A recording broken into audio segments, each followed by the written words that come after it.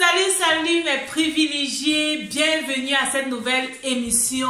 Je suis très reconnaissante pour vos vies et je bénis Dieu pour le challenge de gratitude que nous avons eu. Challenge de gratitude sur les finances, nous l'avons validé. Ouh! Réellement par la grâce de Dieu. Je dis merci à toutes les personnes qui ont assisté à ce challenge. Ça a été vraiment des moments bénéfiques, des moments encourageants. Et à partir d'aujourd'hui, je vais publier peu à peu les choses que nous avons apprises. Nous avons eu des moments d'enseignement sur les finances. Qu'est-ce que la Bible dit des finances? Et ensuite, nous avons eu des moments de gratitude où nous sommes venus en tant qu'enfants de Dieu rendre gloire à Dieu pour nos finances. Tu veux savoir ce qui s'est passé? Alors écoute cette vidéo que je publie à la suite et aussi abonne-toi à cette chaîne Vie de Gratitude pour être notifié toutes les fois que je vais publier de nouvelles vidéos sur la thématique gratitude pour les finances. Je ne vais pas mettre les enregistrements une fois. Je vais les découper, ok, en tant que formatrice en montage vidéo. Je sais ce que cela veut dire découper les vidéos. Nous aurons les vidéos d'enseignement uniquement et nous aurons les vidéos de gratitude, des moments de gratitude que nous avons eu uniquement. Alors, abonne-toi, reste scotché, partage-moi ton commentaire et découvre déjà aujourd'hui ce que nous avons fait dans notre premier jour de gratitude. Alors, écoute cette vidéo et que Dieu te bénisse. Bienvenue à notre challenge de gratitude. Nous avons 7 jours ensemble dans la présence de Dieu et nous venons rendre gloire à Dieu pour nos finances. Nous venons rendre gloire à Dieu pour nos finances. Et pour rendre gloire effectivement à Dieu pour tes finances, tu as besoin de comprendre ce que Dieu dit des finances. Tu as besoin de comprendre le plan de Dieu, l'orientation de Dieu, la perspective de Dieu pour tes finances. Et lorsque tu as réellement compris le plan de Dieu, la perspective de Dieu pour tes finances ne peuvent être que différentes. Ta vie ne peut être que différente. Ta pensée ne peut être que différente en ce qui concerne les finances. Ta pensée ne peut être différente en ce qui concerne les finances. Alors, aujourd'hui, le thème de notre jour, c'est le maître de l'univers. Nous allons rendre gloire à Dieu. Nous allons exprimer de la gratitude à Dieu qui est le maître de l'univers en qui rien n'est impossible. Nous croyons au maître de l'univers en qui rien n'est impossible. Et aujourd'hui, nous venons lui dire merci parce qu'il est le maître de l'univers en qui rien n'est impossible. C'est quoi la gratitude? Lorsqu'on parle de la gratitude, c'est réellement dire merci à Dieu. Dire merci à Dieu pour ce qu'il a fait dans nos vies. La gratitude va au-delà où on va venir dire merci à Dieu pour ce qu'il n'a pas encore fait et parce qu'on sait qu'il va le faire, on commence à lui dire merci. Dire merci aussi à Dieu pour les circonstances qui nous arrivent et qu'on ne comprend pas. Les circonstances qui viennent nous atteindre et qu'on ne comprend pas. Je pense à un cas de maladie, je pense à un décès, je pense à une pauvreté extrême, un manque extrême, je pense à un plan de l'ennemi qui vient foudroyer notre vie alors qu'on ne s'y attendait pas. Mais face à cela, on dit merci à Dieu. Et pour arriver à ce moment-là, pour arriver à ce niveau où tu dis merci à Dieu pour ces choses que tu ne vois pas encore, c'est parce que tu as amassé la gratitude, c'est parce que tu as développé une vie de gratitude, c'est parce que tu as appris à dire merci à Dieu pour ton frère, à dire merci à Dieu pour ta sœur, à dire merci à Dieu pour tes parents, à dire merci à Dieu pour tes enfants, à dire merci à Dieu pour tes finances, à dire merci à Dieu pour ton époux, à dire merci à Dieu pour ta santé. J'ai introduit avec l'histoire de Job. Job, qu'est-ce qui s'est passé lorsque l'ennemi a frappé Job? L'ennemi a revendiqué la vie de Job. L'ennemi a dit à Dieu, Job, il te craint parce que tu l'as béni. Et Dieu lui a dit, le voilà, je te le livre, mais n'atteins pas sa vie. Vous connaissez l'histoire, vous pouvez lire dans le livre de Job. Si tu n'as pas la Bible, tu écris même juste livre de Job. Dans Google, tu vas trouver cette histoire. Et lorsque le diable a frappé Job, tué ses enfants, brûlé ses champs, tuer ses enfants, brûler ses champs, détruire toute sa richesse et que tous ces messages sont venus dire, on sont parvenus à Job. La Bible dit que lorsqu'on est venu dire à Job ces choses, on n'avait pas encore fini de dire une chose qu'on venait dire une autre. On n'avait pas encore fini de dire que tes champs ont brûlé et je me suis échappé. Qu'on vient lui dire, tes enfants étaient en train de fêter, la maison a brûlé et tes enfants sont tous décédés. On n'avait pas encore fini de dire tout ça à Job. Une mauvaise nouvelle après une mauvaise nouvelle. Qu'est-ce que Job a dit? Nu je suis venu dans le sein de ma mère, nu je rentrerai. L'Éternel a donné, l'Éternel a repris, que le nom de l'Éternel soit glorifié.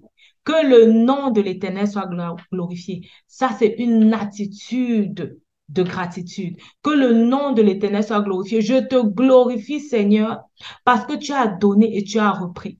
Je te glorifie, Seigneur, parce que même lorsque je suis venu au monde, je n'avais rien.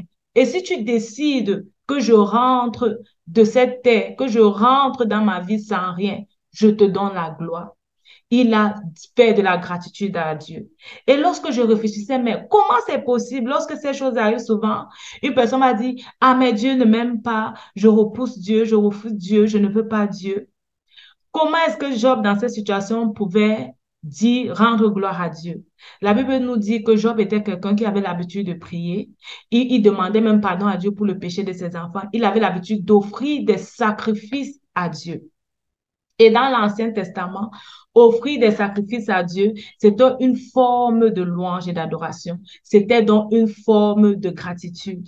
Donc, Job avait l'habitude de rendre gloire à Dieu pour ses enfants, de rendre gloire à Dieu pour ses possessions, de rendre gloire à Dieu pour sa vie, de rendre gloire à Dieu pour ses richesses, de rendre gloire à Dieu pour ses finances, de rendre gloire à Dieu pour sa femme. Et parce qu'il avait l'habitude de rendre gloire à Dieu pour tout ça, lorsque l'ennemi vient le frapper, il dit que le nom de l'Éternel soit glorifié. Tu sais le maître de l'univers en qui rien n'est impossible.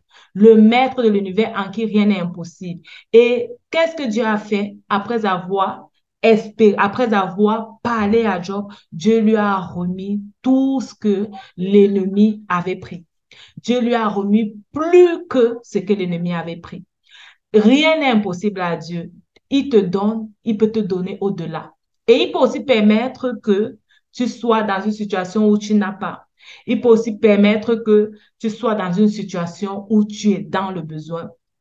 Et lorsqu'il va te donner, il te donne plus. Qu'est-ce qui se passe souvent avec nous? Pourquoi est-ce que nous, les enfants de Dieu aujourd'hui, nous n'arrivons pas à rendre gloire à Dieu pour nos finances? Parce que les finances, je vois ici réellement le besoin d'être riche, le besoin d'avoir l'or et l'argent, le besoin de pouvoir bien s'habiller, le besoin de pouvoir conduire une grosse voiture, le besoin d'avoir une maison, sa maison propre, le besoin de pouvoir aussi répondre aux sollicitations qui viennent vers nous lorsque nous sommes adultes.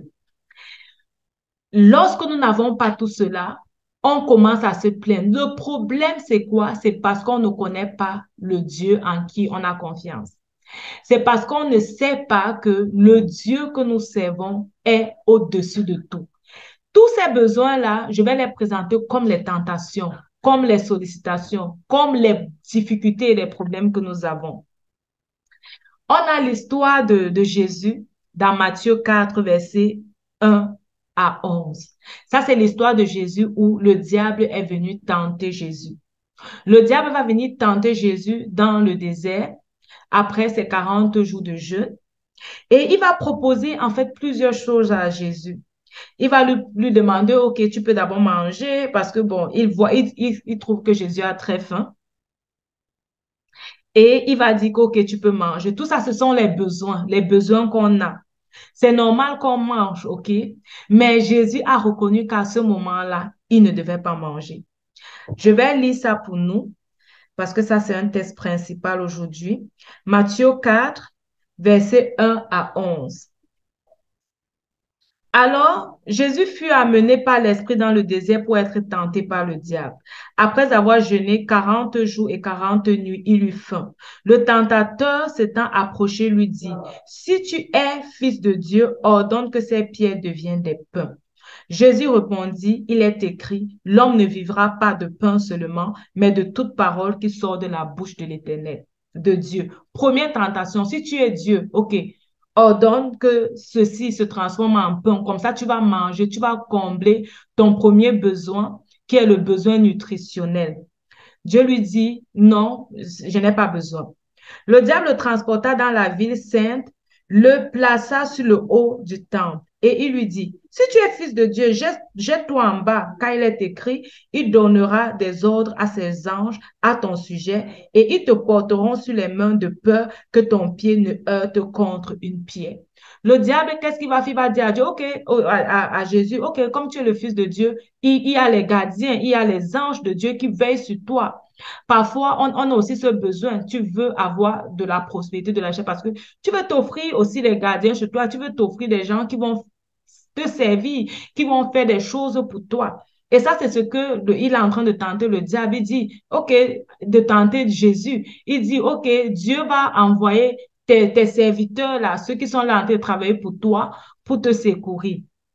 Mais qu'est-ce que Jésus va lui dire? Jésus lui dit, il est aussi écrit, tu ne tenteras point le Seigneur ton Dieu.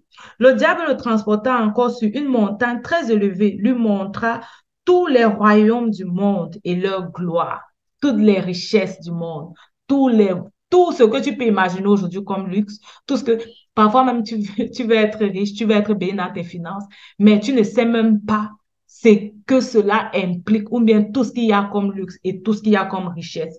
Mais tout ce qu'il y a comme luxe et comme richesse, le diable a présenté cela à Jésus. Et qu'est-ce que Jésus lui dit? Il lui dit, je te donnerai toutes ces choses si tu te prosternes et tu m'adores. Jésus lui dit, retire-toi Satan, car il est écrit, tu adoreras le Seigneur ton Dieu et tu le serviras lui seul. Alors le diable le laissa, voici des anges vinrent auprès de Jésus et le servaient. Jésus, en fait, pourquoi il ne s'est pas laissé pris par le diable? Parce qu'il connaissait le Dieu qui sait. Il connaissait qui est avec lui. Vous voyez, il ne s'est même pas jeté comme le diable a proposé, mais les anges sont venus le servir. Il n'avait rien à démontrer au diable. Il n'avait rien à prouver au diable. Il savait en fait que Dieu est le maître de l'univers et que le Dieu qu'il sait possède toutes ces choses. Le Dieu qui sait possède toute la gloire, possède toutes les richesses, possède tout ce qui peut être dans ce monde. Si toi, tu ne connais pas que le Dieu que tu sais possède tout ce qu'il y a dans ce monde, tu seras toujours tenté. Tu seras toujours tenté. Et la principale tentation de ce siècle, ce sont les finances. La principale tentation de ce siècle, c'est l'argent. Je veux te dire aujourd'hui que le Dieu que tu sais, le Dieu en qui tu as mis ta confiance, il possède toutes ces choses. Il est le maître de l'univers et rien ne lui est impossible. La Bible dit dans Agé 2, verset 8, ça c'est un passage que tu pourras lire à la maison. L'argent est à moi et l'or est à moi, dit l'Éternel des armées. L'argent est à Dieu. L'or est à Dieu. Les richesses sont à Dieu. Qu'est-ce que tu veux? Tu veux bien t'habiller. Là, on parle du roi Salomon. Il était tellement bien habillé que même son, je serai épanouie, je serai contente. Tu vas faire des merveilles. Ça sera vraiment quelque chose de formidable. Aujourd'hui, je me rends compte que la somme là que j'avais donnée, je n'avais même pas considéré qu'il y a les taxes. Et que même si, même si j'ai cette somme là, en fait, avec les taxes encore, ce sera moins. Pourquoi? Parce que je m'étais limitée. Je croyais en fait que c'était grand, mais c'était grand pour moi, mais pas pour Dieu. Dieu est capable de te donner au-delà de ce que tu imagines, parce qu'il est le maître de l'univers. Romains 11, verset 36 dit, c'est de lui, par lui et pour lui que sont toutes choses. C'est pour Dieu, c'est pas Dieu que sont toutes choses. C'est pas Dieu que sont toutes les richesses dont tu ne peux imaginer. En fait, quel est ton besoin lorsqu'on parle des finances? Quel est ton besoin? Réfléchis un peu en ce moment où tu es en train de m'écouter. Quel est ton besoin présentement? Quel est ton besoin? Cette chose, c'est pas Dieu. Dieu peut te donner ces choses et Dieu peut te donner au-delà de ce que tu penses.